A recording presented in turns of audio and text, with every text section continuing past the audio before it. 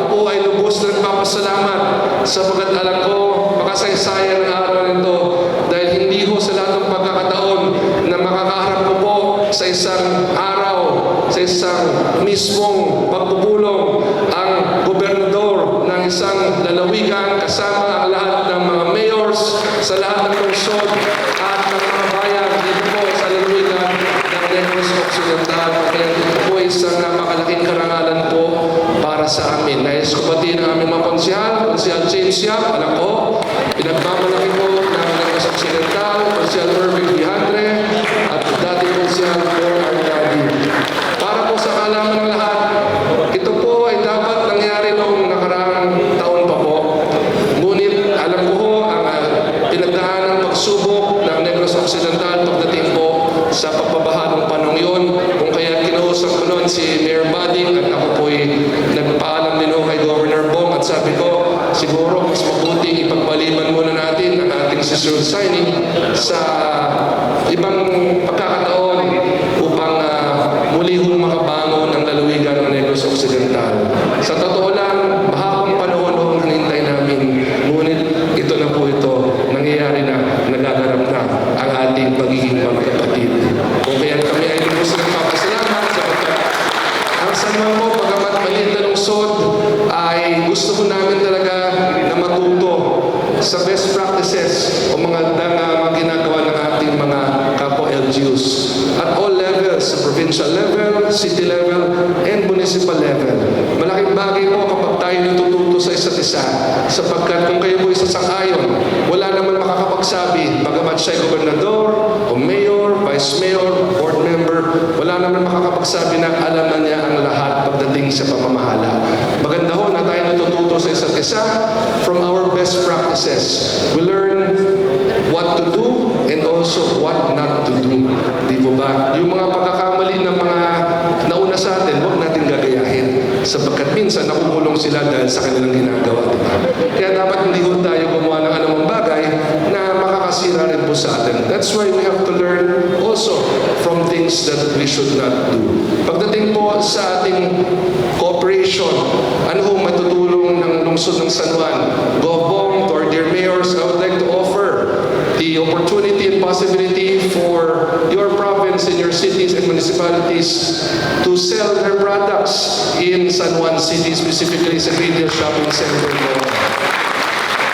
We have the Retail Shopping Center which attracts thousands of people daily. So pwede po tayo mag-set up ng isang area doon kung saan nagbibenta po tayo ng products from Negros Occidental. We can also cross-market our tourism opportunities here in your province, in your cities, and in your municipalities.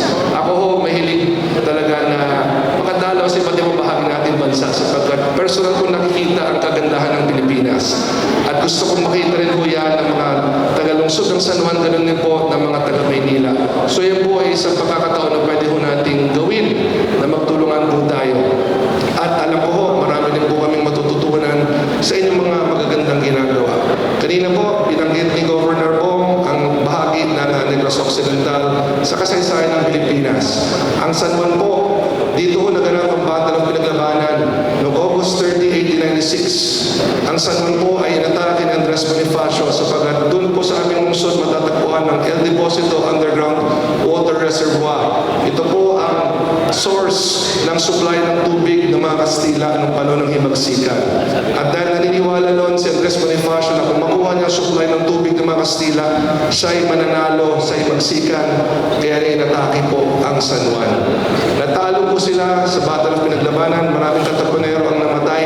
Ngunit ito po ay nagsilbing hudyat na mas malaking pakikipaglaban na tuloy ang nagbigay ng kalayaan sa bansang Pilipinas. At kanina ho, nung binahagi nga ho ni Gopong ang naging papel ng Negros Occidental sa ating kalayaan, sabi ko, ang araw na ito ay talagang meant to be. Sapagkat we both have a parallelism in terms of our significance in our country's history.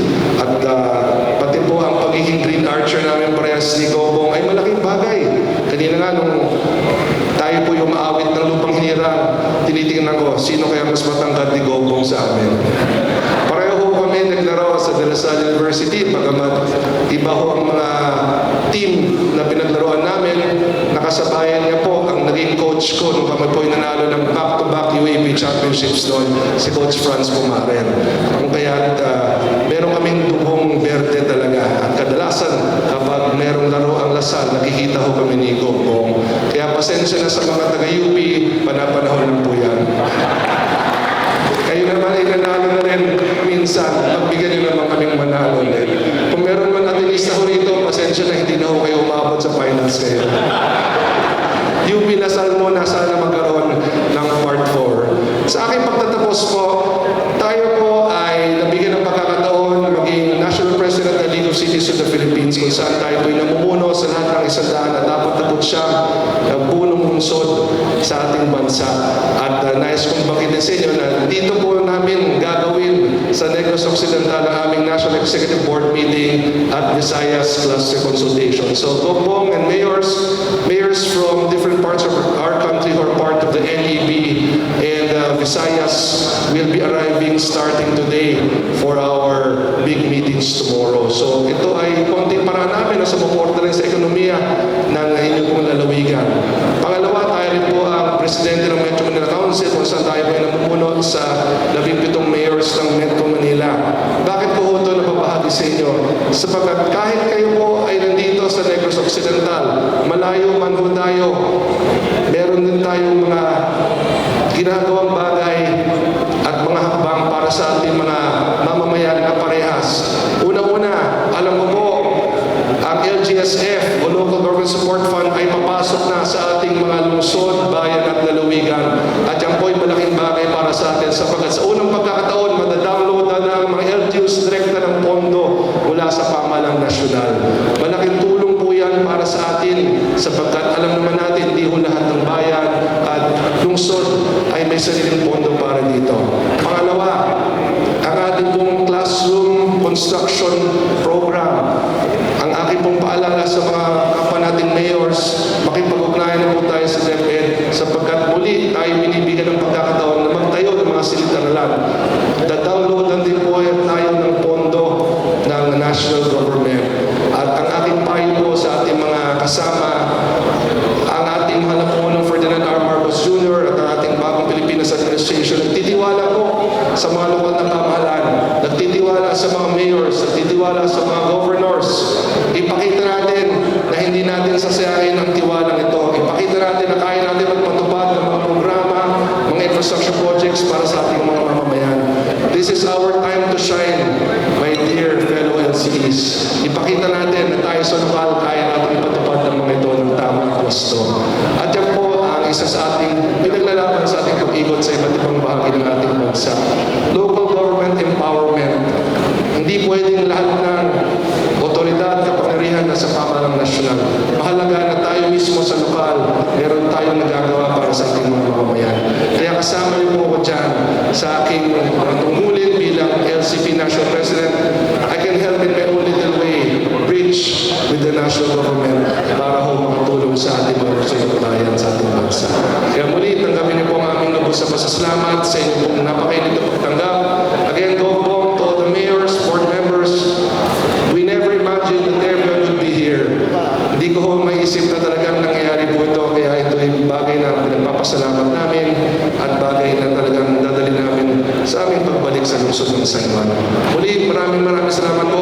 Mabuhay po ang lalawigan Negros Occidental. Mabuhay po ang ating lungsod ng bayan. Mabuhay po ang lungsod ng San Juan.